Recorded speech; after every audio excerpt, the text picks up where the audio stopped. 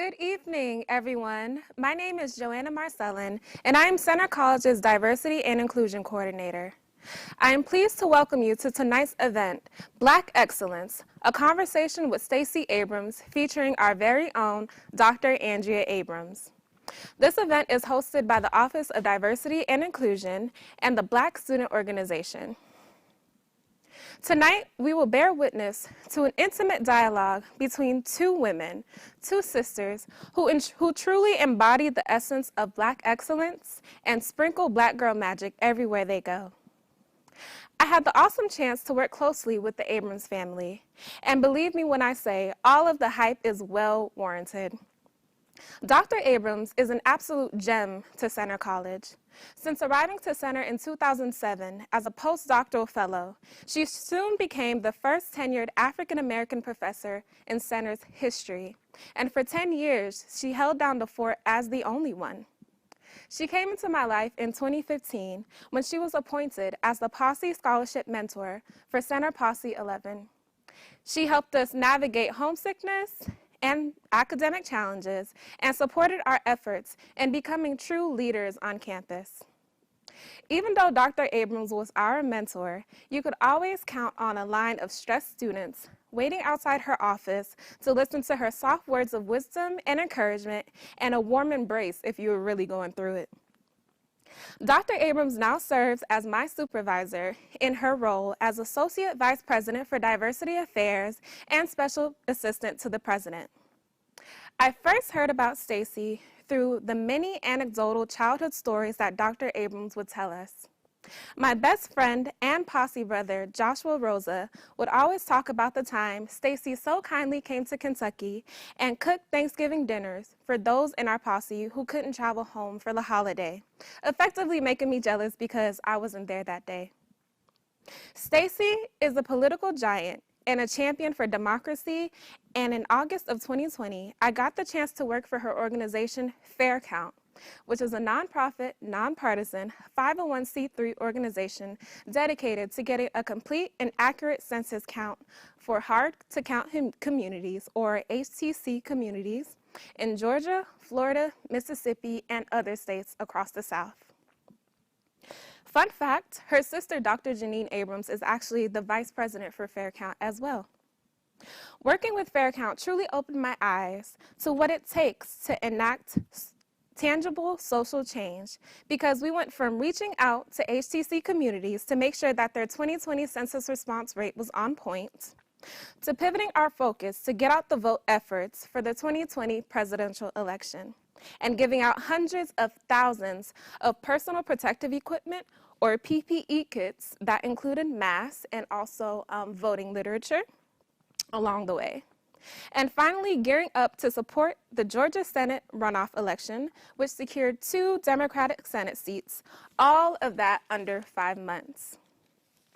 Stacey and Andrea Abrams are trailblazers in their work and inspire me and so many people across the nation to have the gall to reach for self-actualization and never giving up in the fight for equity and inclusion.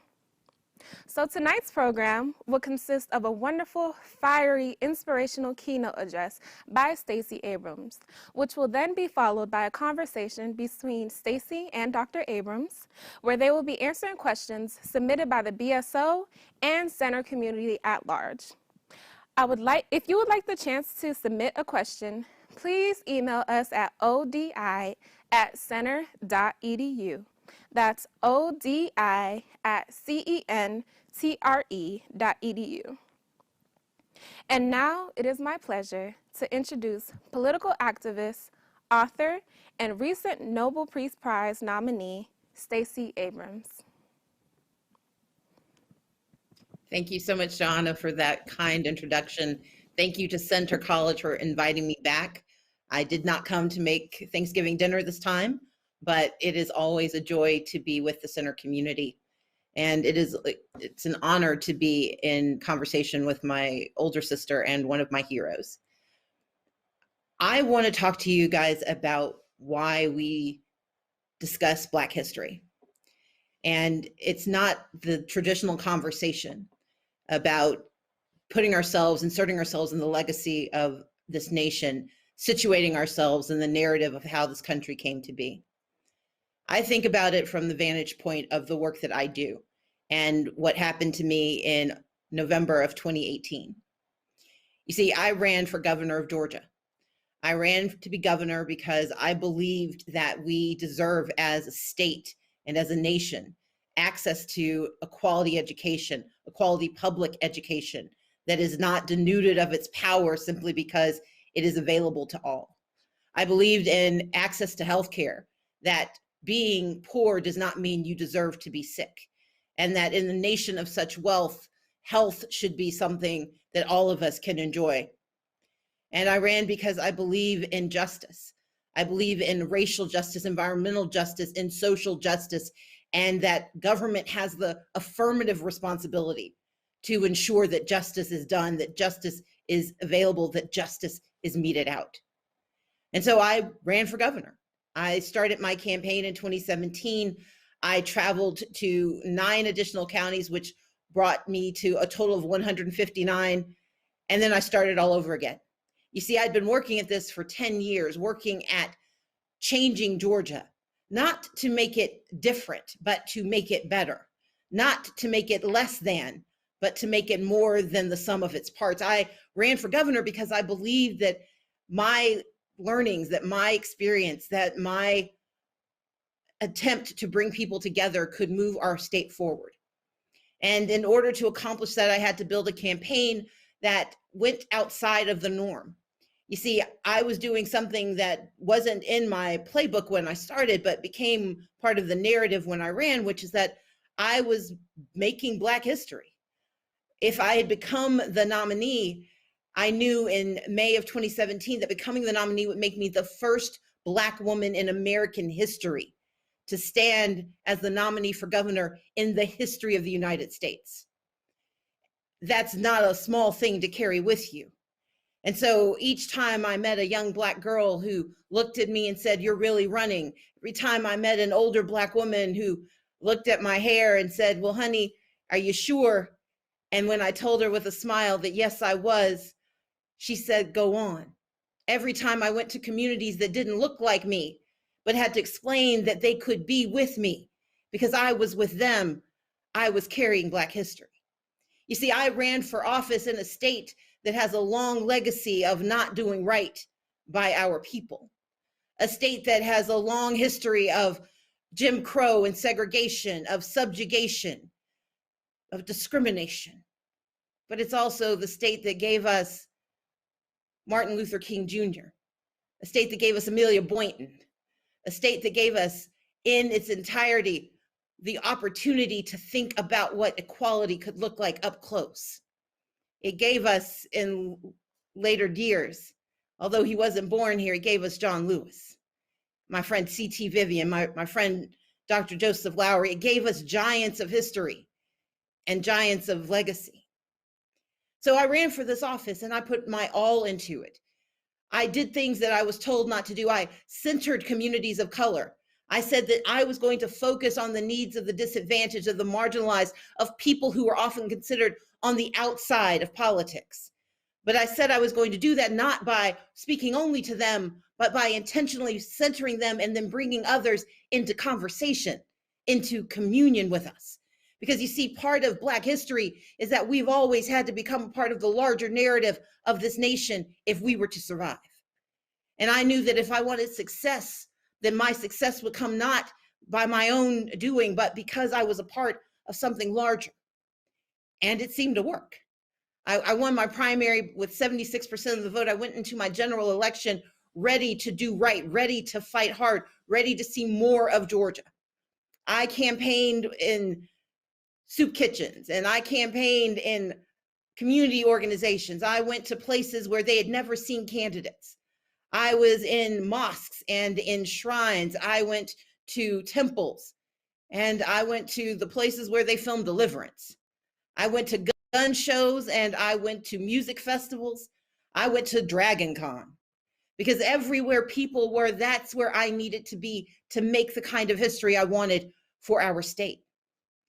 I registered more voters than they'd ever seen before in a few years. And we were able in that election to achieve phenomenal things. We tripled Latino turnout, tripled Asian American turnout. We increased youth participation rates by 139%.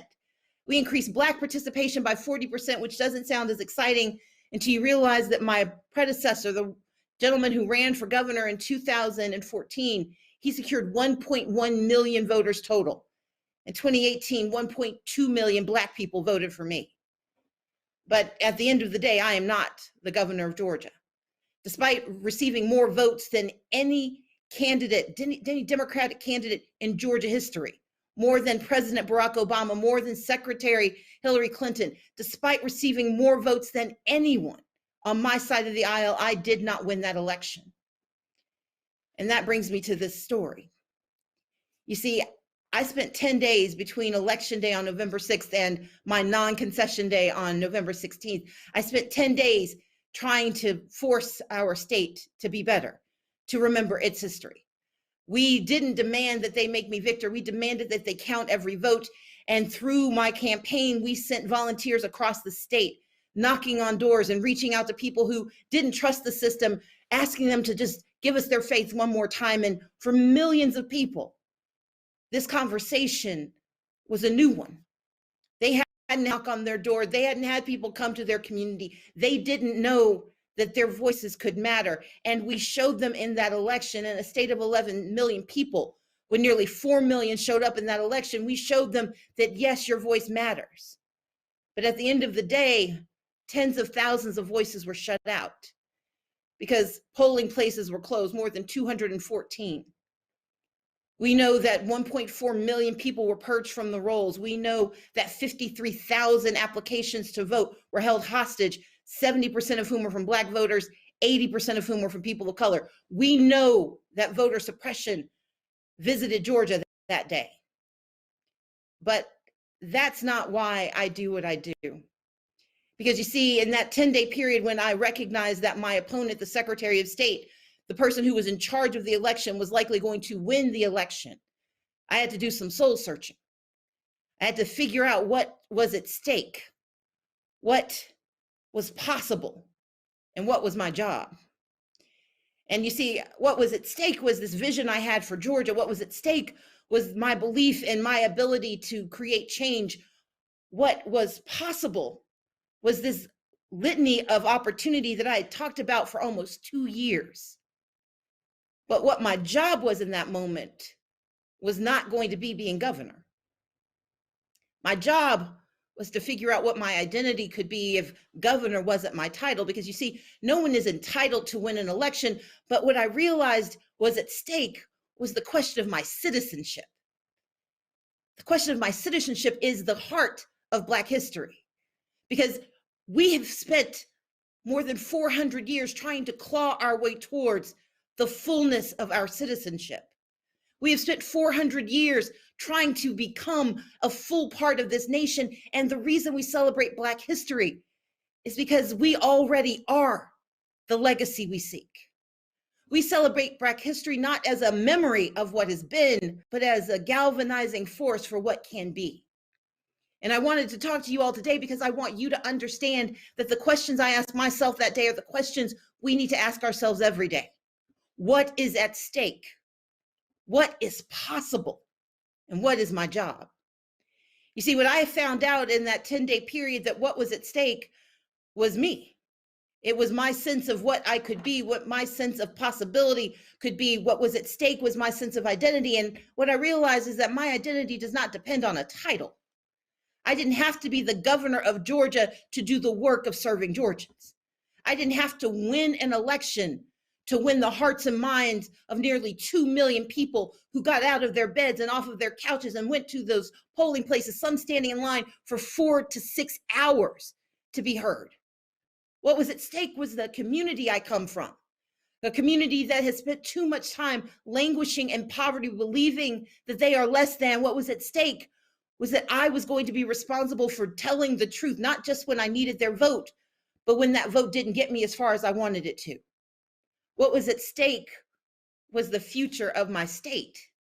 Because if I allowed a system to steal the voices of Georgia voters, if I allowed a system to tell certain Georgians their votes matter and other Georgians they need to sit down and shut up, then I would be no better than those who were stealing the election, not from me, but from Georgians who have the right to be heard. And so I spent that 10 days figuring out what was at stake. And when I realized that what was at stake was the future. And so the question then became what was possible. As Andrea and I will probably talk about, I'm good at making things up. I believe in building things.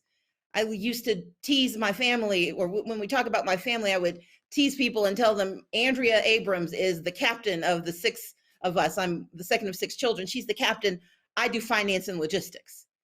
And the reality is I knew in that moment that while I was not going to have the title of governor, I still had the title of citizen. And that what was possible was reimagining how I could make citizenship matter more in the state of Georgia. And so I created an organization called Fair Fight to fight for our democracy. But I had 10 whole days, so I did some more. I created Fair Count to fight for a census that was fair, that told the true story of who lives in America, that the narrative of America would not erase communities that were inconvenient or hard to reach. And I started the Southern Economic Advancement Project because as much as we needed a strong democracy and we need the inputs of the system, the census, I also wanted to create an organization that could help translate social policy, progressive policy into Southern. Because too often people discount the South as a place where good ideas go to die. And I know this is a place that has given breath and life and birth to some of the most profound ideas in American history. And so I created SEEP. And what I knew was possible was that we could fix our democracy, that we could count our people, and that we could serve our people with ideas that could make them stronger, make them better, make their lives worthy of what America's promise holds. And so then my responsibility was to figure out what was my job. You see, I didn't have the job of being governor. I didn't technically have a title worth talking about. But I realized that my job was much more simple than a title or an office or a position. And I want you to think about this because too often we are convinced that who we are depends on what people call us. I've got 2 sisters I call doctor. I've got another sister I call judge. I've got a brother who is a social worker. I've got parents I call reverend. But the reality is that their titles don't make them who they are. Their work make their titles worthy. And what we have to remember is that the title that we carry as Americans, the titles that we carry as citizens, the titles that we carry as humans who care about one another, that those are the titles that matter. And so my responsibility in that moment was to know that my job was to do good. My job was to stop wallowing in my grief and wrestling with my anger and put my hands back on the plow and start working again. Because I grew up believing in this nation, even when sometimes it felt like this nation didn't believe in me. I grew up believing that my responsibility as a patriot was to hold us to our highest ideals. And that is what I'm calling on you to do today, Center. For the Center students who are listening, when you worry about where you fit into the space, I want you to ask yourself these 3 questions. What is at stake for you? What draws you? What drives you? What makes you uncomfortable? What makes you angry? What makes you sad? What is at stake? And you don't have to have the solutions to the world. You just have to have the solution to the problem that you see. And sometimes the problem's inside. Sometimes the answer is simply that you need to let it out. But we have to figure out what is at stake. What do we want to see? And the reality is we're not going to fix every problem we see, but if we don't know what we're fighting for, too often we get comfortable sitting still. So the first question is, what is at stake for you? The second question is, what is possible? You see, I believe in a land of opportunity where poverty has been eradicated, where healthcare is available, where justice is not a slogan, but a reality. When it is not the floor, it is not a foundation, it is the reality for all that we do. I believe that we can have environmental action that does not create poverty, but creates opportunity, creates jobs, and creates a cleaner environment. I believe that what is possible is social justice, that communities that are too often left on the sidelines will be called to the center. You see, when I ran for governor, I went to visit mosques because I wanted them to know that I stood as a Christian in defense of their right to believe. I was the first gubernatorial candidate, first statewide candidate to ever march in the Gay Pride Parade because I wanted them to know that my allyship wasn't in name only. That if I was willing to say I stood with the gay community, I had to be willing to show up for the LGBTQI community. And when I showed up, when I met with the disabled community, I didn't simply say, let me be in community with you. I said, come with me and show me what needs to be done. You see, when we believe in what's possible, then we start to see more than ourselves. We start to see more of what the world can offer, and we start to see that we are part of a fabric that can knit together a humanity that is greater than anything we've imagined. And so the last thing you have to ask is, not only now that you know what's at stake and you know what is possible, what is your job? Your job is to speak up, to talk about the thing that animates you, to talk to those who need to know, to talk to those who don't think it matters. Your job is to speak up and give voice to those issues that you care about. Your second job is to stand up, because once you've spoken up, you've got to stand up and be there for those who need you. You've got to be present in ways that people don't expect. You've got to hold people accountable, because it's more than just protesting in the streets. It's protesting at the ballot box and protesting in the halls of power. You've got to show up, and you've got to stand up. And lastly, you've got to show up, because when you've spoken up and when you have demanded action, you've got to come back and make sure action gets done. Because too often we believe in a performative justice, where we talk about it on social media, where we talk about it with our friends, where we show up in the protest, but we forget to show up when the work needs to be done. Your job is to be the person in that space, someone who has spoken aloud what needs to be done, someone who has stood for the beliefs that you hold to be true, and someone who has shown up to make sure the work happens. What is your belief? What do you see is at stake? What do you think is possible? What are you willing to do? What is your job? Because when we do those three things, when we make them the core of who we are, then we make history every day. We make Black history every day. We insert ourselves into the narrative, and we build the legacy that makes us a part of the American story. And that is who we are. And that is why we celebrate. Thank you so much. Hi, Stacey. Hi, Andrea. Oh, my hair. Okay. So, good to see you. And I want to follow up with what you were saying about your passion, finding what's possible, finding who you are. And we're talking to a group of college students, right? This event is sponsored not only by the Office of Diversity and Inclusion, but also by the Black Student Organization. And the title of it is Black Excellence. So let's go back to the roots, not necessarily the roots, but the ways in which college nurtured your Black excellence. You went to an HBCU Spelman. You went to an Ivy League college, University Yale. What are the things that happened in college? What are the ways in which that HBCU and that Ivy League school nurtured your Black excellence? Well, first of all, it is a delight to be here, so thank you for having me. Attending Spelman, I think you know this, Mom kind of tricked me into Spelman. I didn't want to go to a HBCU. I didn't want to go to a women's college. I wasn't, in our family, we weren't allowed to date until we were 16. That meant I was in the end of my junior year, the beginning of my senior year. And the notion of going to a women's college was not appealing.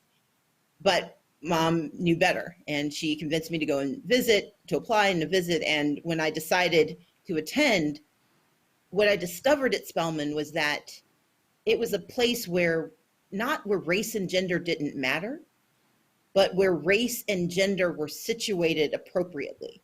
And by that I mean, when you don't feel like you have to defend your ideas because people discount you because of your race, when you don't have to qualify what you say because people are assuming your gender is somehow impacting your ability to think, when you get to just be wholly who you are, to be the sum of your thoughts, the sum of your beliefs, this is a transformative feeling. because I didn't have to worry about whether I was being seen as smart because I was Black or effective because I was a woman. I was just Stacey. And there is an authority that you start to carry with you when you know that you are fully capable and that those immutable qualities about yourself are additive. They aren't detractions from who you are. And because of that confidence, when I went to Yale, but even before Yale, when I went to a massive university, I went to the University of Texas, which, you know, their stadium could hold the entirety of Gulfport's population where we grew up. When I went to a public university, and then when I went to an Ivy League college, an Ivy League law school, I was able to remember that my capacity didn't suddenly diminish because I was among people who were different. I didn't become less effective because I was with people who came from wealth and privilege. What that college let me believe in was the wholeness of my capacity. It didn't mean I was infallible. I made all kinds of mistakes, but I learned not to attribute those mistakes to some inherent inferiority or deficiency. I got to be myself and make mistakes because I was who I was and not because of what I looked like or because of my gender. So kind of building on that idea that the different phases of our lives, right? So we grew up in Mississippi. We've got this Black Southern background to us. We've both spent a lot of time in academia. You've spent a lot of time in the halls of power. And those experiences shape how we speak, the words that we choose, the way that we carry ourselves, how we interact with other people. And in some spaces we act one way, like, you know, when you talk to your mama, you talk one way. When you talk to your boss, you speak another way. Code switching, right? One of the students wants to know, what is your perspective on code switching, and how has it shaped your approach to advocacy in the realm of social justice? I think of code switching as it's as relevant as being bilingual. You want to speak the language that allows you to be understood, and you want to be in community with people. If you want them to trust that you can be of service, they need to trust that you understand. I don't believe in pretending. Like, we wouldn't go around pretending that we spoke another language. So that's not the point. It is, if you can situate yourself, if you can give people access by giving them comfort, by giving them familiarity, by showing your cultural competence, then that's a good thing. What's problematic is when it's done in an inauthentic way, when it's done not because that's what you think. It's not because you know it's the best way to be accessible, but because you're trying to build some street cred, when you're trying to pretend to your friends, them, that you know more about their lives than you know. I sound like this in almost every space. I use, you know, we tease each other about the different linguistic challenges that we face. But what's always true is that when we are code switching, it's not designed as either imitation or as inauthentic. It is always designed for communication, and that's what we have to hold on to. When I'm sitting with a family, when I was working on kinship care issues, grandparents raising grandchildren, when I was sitting in their homes and talking to them about their challenges, it was important that they knew that I understood what they were going through. I could talk about mom and dad raising our niece Faith. I could talk about the experiences of being someone who's older raising a child, but I could also talk about what it was like to grow up in Mississippi, and that patter, that patois that might start to develop when I talk about Mississippi, that gave them comfort that this person who was a state legislator, who was the Democratic leader, still understood where she came from. And that meant that I could understood where they were coming from, and it made it easier for us to communicate and for me to be of service. So, you know, we come from a family of people who like books. Yes. We love to read. We all have libraries. We have our own, as siblings, we have our own book club that we share in. And you and I actually write books. I do. And you in particular are a very accomplished storyteller. I think it's one of your strengths as a politician is storytelling.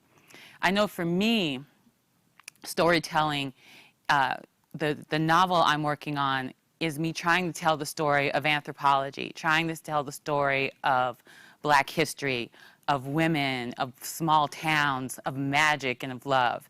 But I'm trying to find a different way to teach my anthropology, right?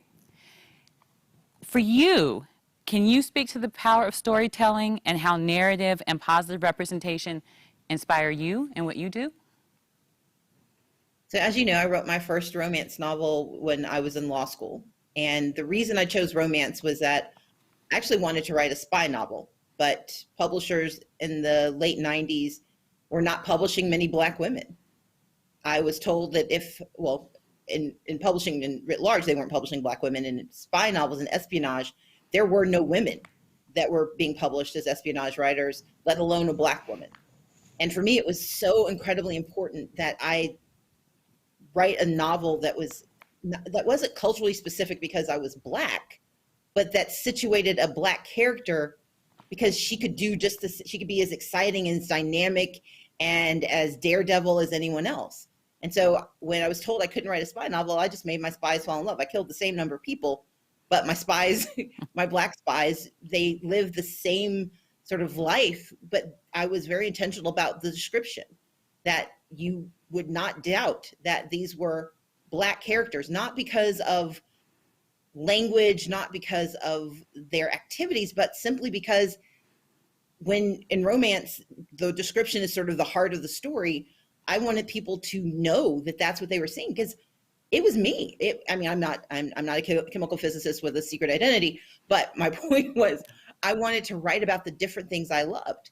I love physics, and so I wrote a novel about a chemical physicist. I love learning about new things, and so I learned about ethnobotany. I learned about linguistics, and so in each book that I wrote, my goal was to write stories where Black women were the characters, but their life experiences were so much broader than so much of the literature would have led you believe. That as important as it is to have culturally specific novels, to have those novels that really do delve into the Black experience, that it's also important for us to be seen as universal, that our opportunities and that our language and our experiences, that our ability to be, loved and to love could be seen as just as universal as any white character. I look at what's happening right now on Netflix with Bridgerton, and I love just how effortlessly diverse that show is, because it again uses a story to tell us that we misunderstand the capacity of so many communities because we get stalled by what we see in color and we refuse to see what is beyond that. The other part of it, though, for me, for storytelling has been that one of the ways I think I'm effective as a politician and effective as a tax attorney and effective as a writer has been people need to be able to situate themselves in whatever story you're telling. They don't have to see themselves as a character, but they have to care. And whether I'm trying to get you to adopt a bill, or I'm trying to get you to, help my client, or I'm trying to get you to help me, fight back against, those who are trying to destroy democracy, or I want you to read a novel, my job is to craft characters that are so compelling that you can't help but care about who they are and be invested in their story. And so storytelling, and especially storytelling that situates Black women or Black characters writ large in as broad a universal space as possible without losing the authenticity of those experiences, I think is a gift. And as someone who's read, parts of your book, I think what you're trying to do is so important, because you're excavating yet another part of our history that without good storytelling, people will never understand. And it's not a narrow niche conversation. It has a universality that we deserve to enjoy. So I'm going to ask you like a fun question here. Okay. Okay. So kind of building on the whole Bridgerton thing, which I love, right? For exactly that reason. It's like she read my heart. because you know how much I love that period of time. And now it's got all these people of color. Okay, so and you and I love to watch television. We watch a lot of TV together. If I could take over a genre of television, it would be the Star Trek Enterprise part, right? Because they're basically anthropologists, right? They're anthropologists in space. And I wish they would just say that and own it. Dude, they don't. Chakotay was an anthropologist. But he was one. They're all anthropologists. Well, they do other things, Andy. They're also scientists. I mean, look, What's their mission? To go to new places, explore new worlds. They're Yes. okay. Anyway, I'm not going to argue about that. They all carry anthropological necessity, but you do need someone who understands how the spaceship floats, and you need somebody who can do the geology. And again, there are no lawyers in space, so I personally find it problematic. And Data needed a lawyer when they tried to dismantle him. So anyway, That's true. Okay. Thank you. So Sorry I'll for the give you nerding. that. I'll give you that. So if I had my druthers, there would be more anthropologists on Star Trek, and we would talk more about anthropology. What genre would you take over, and how? I love procedurals. I love Law and Order, Criminal Intent, basically anything Law and Order : I watch. And then I'm watching FBI, The Equalizer. Like, I love procedurals. I like stories that have good and evil, but that make it more complicated. The way I would change it, though, is I think so often, and it's gotten better, but for a lot of procedurals, when you have characters of color, they only tell one story. And I want us to have more complicated bad guys. I want us to be more complicated as bad guys. There's a great show on Netflix called Lupin, and he's fantastic. He's this black master thief. And I would love for us to have those kinds of action adventure stories, those procedural stories where the crimes committed and the people who solve those crimes, where the complexity of who we are, especially as Black people, that we're not relegated to only being, one of four, we have basically four, stereotypes that we fit into. There are some shows that have gotten better about it, but I would love for it to be just effortlessly done, that we can always see communities of color represented. Like, I want to be, the investment banker who's embezzling money, or, the con artist who, fleeces, millionaires, and not just the street corner, drug dealer, which is too often what we see. Very cool. So you do, you run the state of Georgia. You help run our family. You watch television. What'd you say? I'm not the captain, but go ahead. All right. You watch television, you read books, you do a lot. And it kind of reminds me of center students who do a lot, right? They go to classes, they have all these organizations clubs that they run, they're athletes, they're community organizers. And right now, a lot of them are really invested in making center a more equitable place, a more diverse and inclusive place. They're working in their communities in Louisville and Boston and different places, trying to make things more equitable. And they're going 100 miles an hour, trying to be the best at everything. You do that too. Can you talk to us a little bit about what self-care looks like when you're trying to do all of that?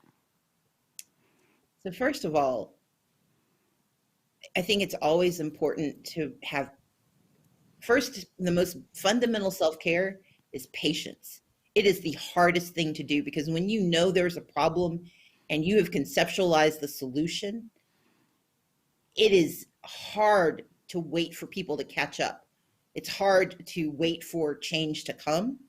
And one of the reasons we drive ourselves so hard is that we think that if we keep doing it, we'll make it happen faster. But there's also this quiet fear that if we stop for a moment, it's going to get worse and we're going to fall behind. And so the most fundamental part of self-care is giving yourself the patience of knowing these things existed before you got there. And even if you fix it, there will be something else. And that's not a reason to stop, but it is a reason to pace yourself.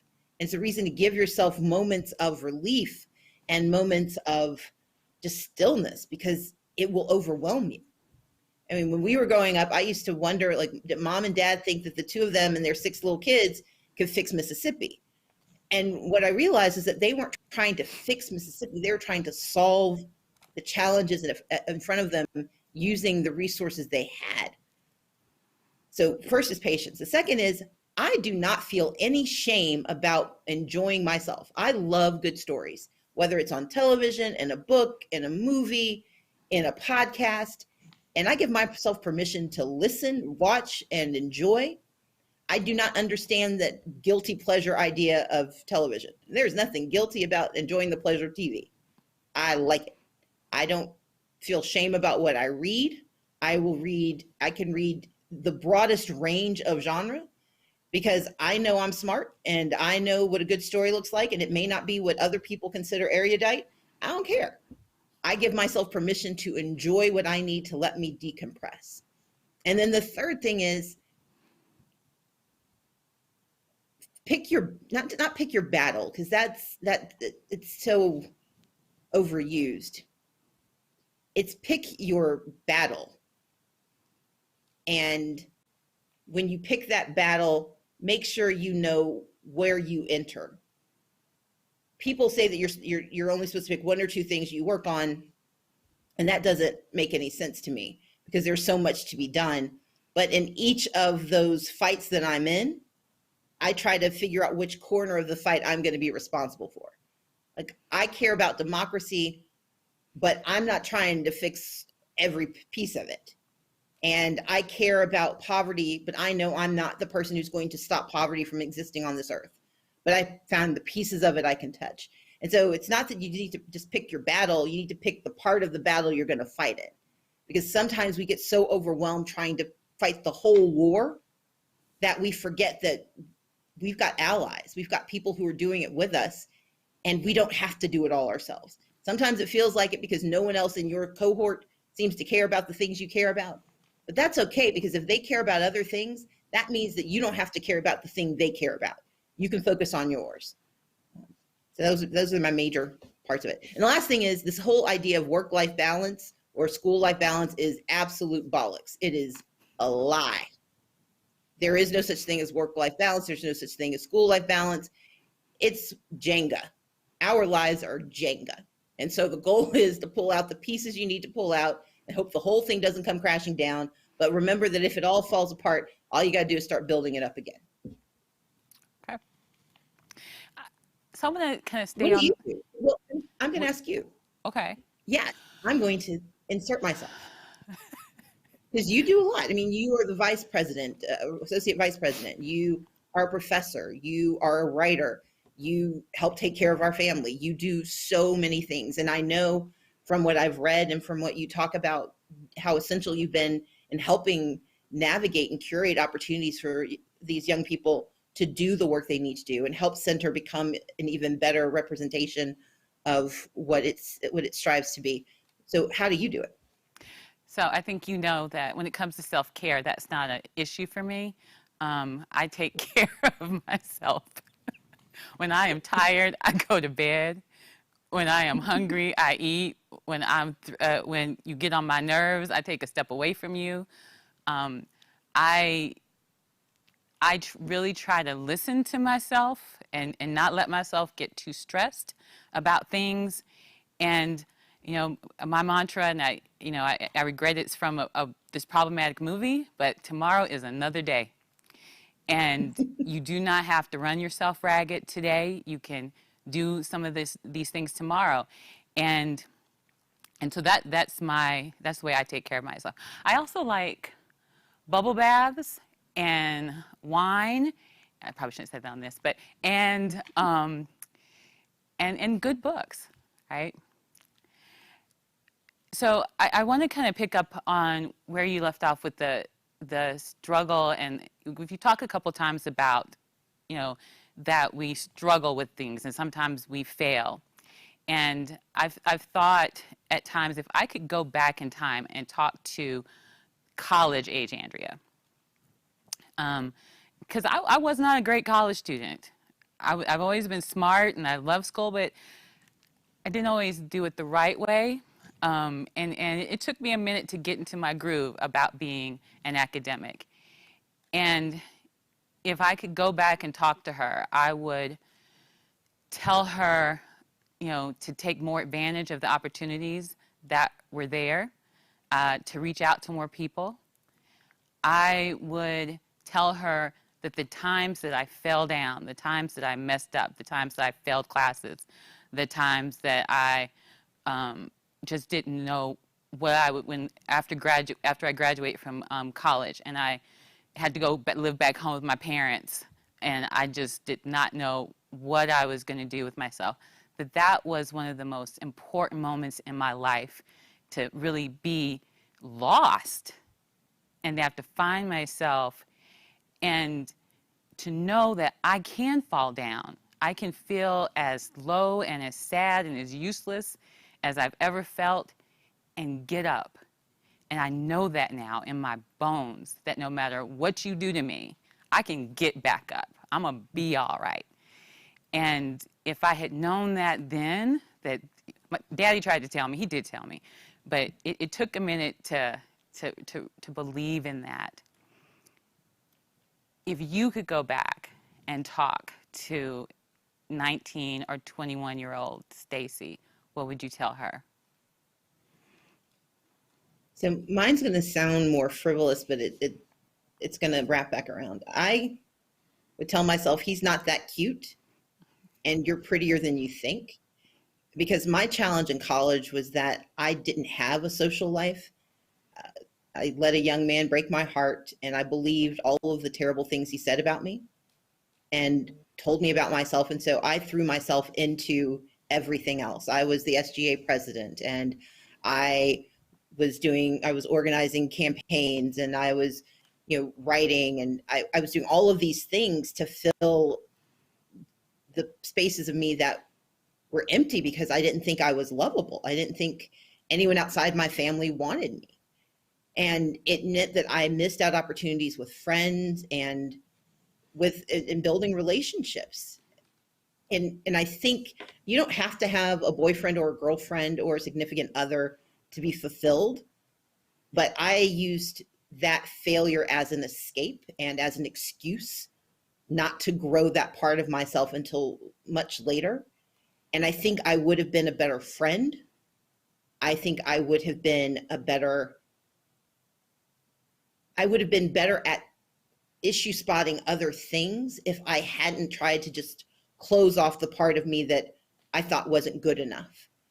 Because if you think any part of you is inferior, it will eventually seep into the rest of your life. And so there were choices I made where I picked just not the top thing, but the next thing down, because I was afraid I wasn't quite enough. And it wasn't because it wasn't a gender or race thing. It was a me thing. It was, I'm not capable. I'm not pretty enough, or I'm smart, but not as smart, because I let this failure make me doubt so much more of myself. And I also didn't talk about it. I didn't spend the time that you can when you're in college talking to friends and parsing out what's happening. I mean, Andrea, I will call you sometimes and I apologize, because I'm just, even with incredible sisters who will listen to anything I have to say, it's still uncomfortable for me sometimes to talk about how I feel, because I never gave myself permission to feel things when I didn't know I was going to be successful at it. And that is something I wish I could go back and tell myself, yeah, he's not that cute. You are prettier than you think. What he has told you about yourself is not the real thing. And you are capable of being completely well-rounded and well-loved. Thank you. So I want to get ask you a couple questions that have come in from the audience. One is, what are some steps we can take to bring real change and real inclusion in our government representation? How can we find middle ground and get people from both sides to work together to better the community? So I want to start with the fact that we have always been polarized by politics. If you've seen Hamilton, I mean, from the beginning, there's been polarization in our politics. The issue is not, do we disagree? It's where are the places where we can find common ground, or where we're willing to compromise, not our values, but compromise our goals to get things done. And unfortunately, in the last 30 years, polarization has been amplified in part because we used to have a common set of information sources. You all are way too young to remember this, but there was a time where you only got your news from 3 channels, ABC, CBS, or NBC. And if you watch PBS, you got it from the PBS NewsHour. But before there was cable news, before there was this mass proliferation of information sources, what held us together mostly as a country and caused us to work together was that we had a common understanding of the facts. And with that breaking down, it becomes harder to work together because we don't trust the information that's forcing us together. And until recently, we at least could rely on tragedy to force common behavior, and even that's been fractured. And so the first part is, I don't believe in trying to convert someone's belief system. I believe what I believe. I hold my truths very central to who I am. And there is almost nothing that's going to convince me that these pillars around which I've built my life and my faith, that they're wrong. And so I think it's very disrespectful for us to think we can do it to someone else. So instead of trying to change someone else's ideology, I try to work on changing someone else's behavior. And that is, let's find things where we can agree on the facts, and thus we can work together on the solution. But the other part of it is, we spend so much time trying to create common ground that we sometimes forget to just do the work. Because often it's in the doing of the work that people will come together to help you. They won't do it for the same reasons you're doing it. But when you volunteer, when you are in community, especially when you're serving others in a very direct way, you can be standing next to someone who is of completely different political persuasion and not know it, because the goal is so clear and the outcome of service is so clear. And so, I think we are unfortunately in a time, and we'll be here for a while, where the fracturing in our society is going to continue because we don't agree about the solutions. But what we can do is try to make certain we at least can agree that we have the right to our opinions and the right to our values. Unless your values are going to be harmful to others and they are, in violation of the social compact, in which case you don't have to excuse that. All right. So I'm going to let one of our last questions actually come from the dean, Dean Ellen Goldie. She wants to know, how have you as sisters learned from each other? And did you ever fight as siblings? And if so, what did you learn about human interactions from those tough times? You go first. Oh, you're the guest. See, this is why we fight. No. So Andrea is one of the kindest people I know. I tell the story, and she always rolls her eyes, but when we were younger, I was really skinny and very awkward, but I knew that my big sister would protect me. There's this boy who was picking on me, and Andrea was taller than, she's tall. And even when she was younger, she was tall, and she stood in front of me and told him to leave me alone. And it is a small thing, but knowing the thing about my sister is she will always stand in front, and she will always try to protect someone she thinks is weaker or more vulnerable. She is thoughtful about how other people feel. We tease her.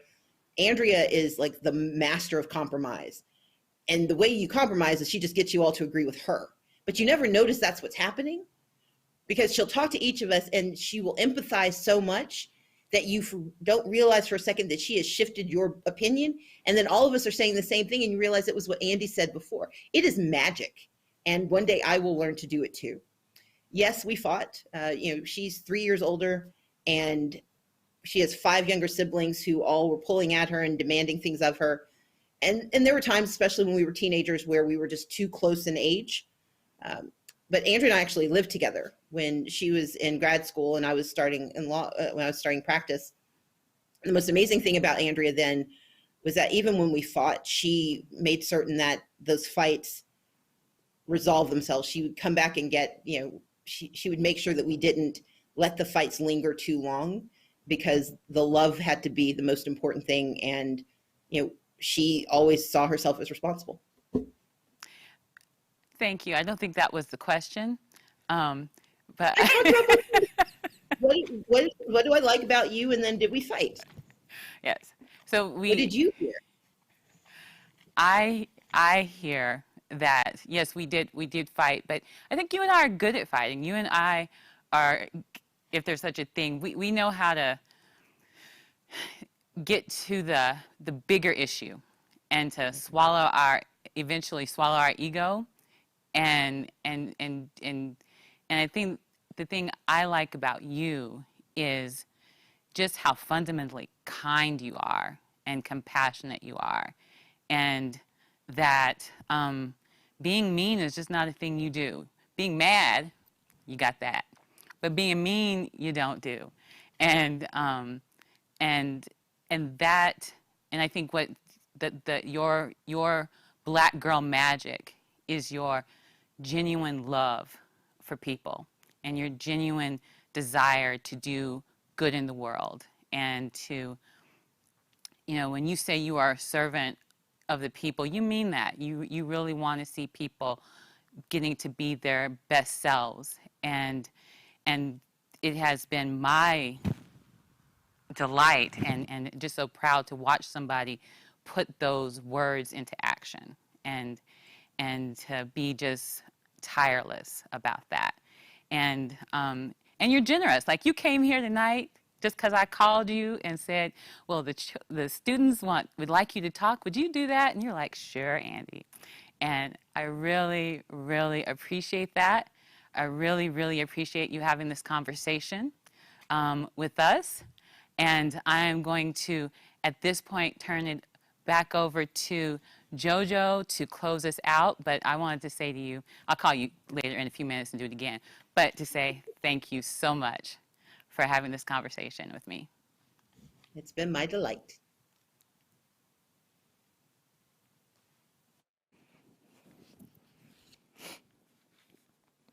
So, on behalf of Center College, I would like to thank you both so much for this inspiring and wholesome moment in Black history.